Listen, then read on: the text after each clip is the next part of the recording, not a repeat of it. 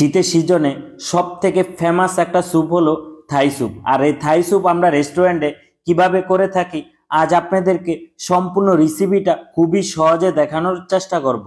ফার্স্টে একটা প্লেটের ভিতরে 4টা মুরগির ডিম এখানে ভেঙে নিলাম। ভাঙার পরে 4টা ডিমের কুসুম একেবারে সুন্দর করে আলাদা করে নিব, এখানে যাতে কোনো প্রকার লালা না থাকে।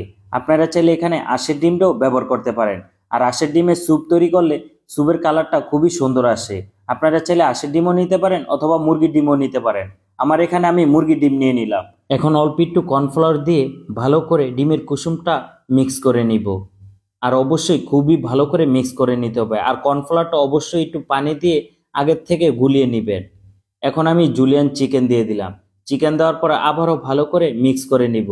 এখন আমার আরেকটা প্লেটে এখানে ফার্স্টে দিয়ে দিলাম থাই পাতা, তারপরে দিয়ে দিলাম থাই আদা, এখন দিয়ে দিলাম থাই লেবু পাতা। অনেকে থাই পাতারে লেমন গ্রাসও বলে থাকে। এখন অল্প একটু কাঁচামরিচ দিয়ে দিলাম। আর এসব পাতাগুলো কারণ বাজার গুলশানে কিন্তু কিনতে পাওয়া যায়। আপনারা চাইলে ওখান থেকে কিনে একবারে তারপরে ডিপ ফ্রিজে করে অনেক দিন ধরে রেখে রেখে খেতে পারবেন। সবগুলো ইনগ্রিডিয়েন্টস ভালো করে মিক্স করে নিব। তারপর এখানে আরেকটু কর্নফ্লাওয়ারের পানি দিয়ে ভালো করে মিক্স করে নিলাম। এখন একটা কড়াইয়ের ভিতরে পানি দিয়ে দিলাম। আমার এখানে 1:4 একটা স্যুপ রান্না করব, ওই পরিমাণে পানি দিয়ে দিলাম। আপনারা কাপ মেপে পানিটা দেওয়ার চেষ্টা করবেন।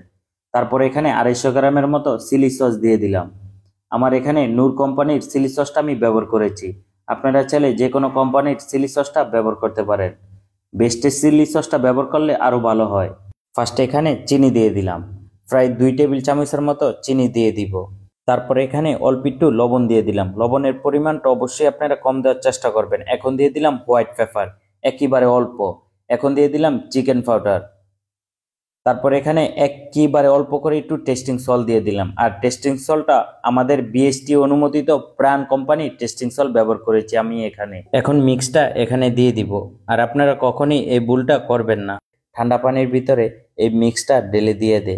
তারপরে কি হয়, স্যুপের কালারটা নষ্ট হয়ে যায়, স্যুপটা ফেটে যায়। আপনারা অবশ্যই চেষ্টা করবেন স্যুপটা যাতে খুবই ভালো করে গরম হয় অথবা বলক আসে, তারপরে কিন্তু এই মিক্সটা দেওয়ার চেষ্টা করবেন। কারণ এখানে কিন্তু খুবই একটা ইম্পর্টেন্ট সময়, না হলে কিন্তু আপনার থাই স্যুপ কখনোই হবে না।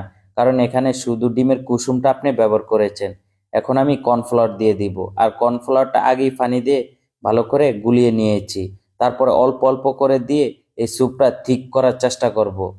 আর থাই স্যুপটা অবশ্যই আপনারা বেশি থিকও করবে না, কম থিকও করবে না, মিডিয়াম থিক করতে হবে। তো মিডিয়াম থিক করার জন্য অবশ্যই আপনারা অল্প অল্প করে এখানে কর্নফ্লাওয়ারটা ব্যবহার করার চেষ্টা করবেন, তাহলে একেবারে পারফেক্ট হবে। এখন আমি লেবুর রস দিয়ে দিলাম। আর লেবুর রসটা অবশ্যই আপনারা দিতে হবে থাই স্যুপে। আর থাই স্যুপের মেইন টেস্ট হলো টক লাগবে, ঝাল লাগবে, একটু মিষ্টি লাগবে। এখন দিয়ে দিলাম গার্লিক অয়েল। আর গার্লিকটা অবশ্যই আপনারা একটু সয়াবিন তেলের ভিতরে ফ্রাই করে নেবেন, অথবা আপনারা বাটার অয়েলের ভিতরে ফ্রাই করে নিতে পারেন, তাহলে ফ্লেভারটা আরও ভালো লাগবে। আপনাদের যেরকম খুশি ওভাবেই আপনারা দিতে পারেন, কোনো সমস্যা নেই। আমরা সবসময় চেষ্টা করি সয়াবিন তেলই ফ্রাই করে দেওয়ার জন্য। আপনারাও চাইলে আমার মতো করেই দিতে পারেন। তারপরে দেখেন আমার থাই স্যুপের কালারটা কত সুন্দর এসেছে। এখন আমি ধনিয়া পাতা দিয়ে দিলাম। আর থাই স্যুপটা আপনারা যত বেশি জাল দিতে থাকবেন তত সুন্দর একটা কালার চলে আসবে। এভাবেই করে আমরা রেস্টুরেন্টে এই থাই স্যুপটা রান্না করে থাকি। এখন কাস্টমারের জন্য পরিবেশনা করব। আর থাই স্যুপের সাথে যদি একটু হন্তন হয় তাহলে তো কোনো কথাই নেই, এক কথায় অসাধারণ খেতে লাগবে। প্রিয় বন্ধুরা, ভিডিওটা ভালো লাগলে অবশ্যই একটু লাইক কমেন্ট শেয়ার করে দিবেন।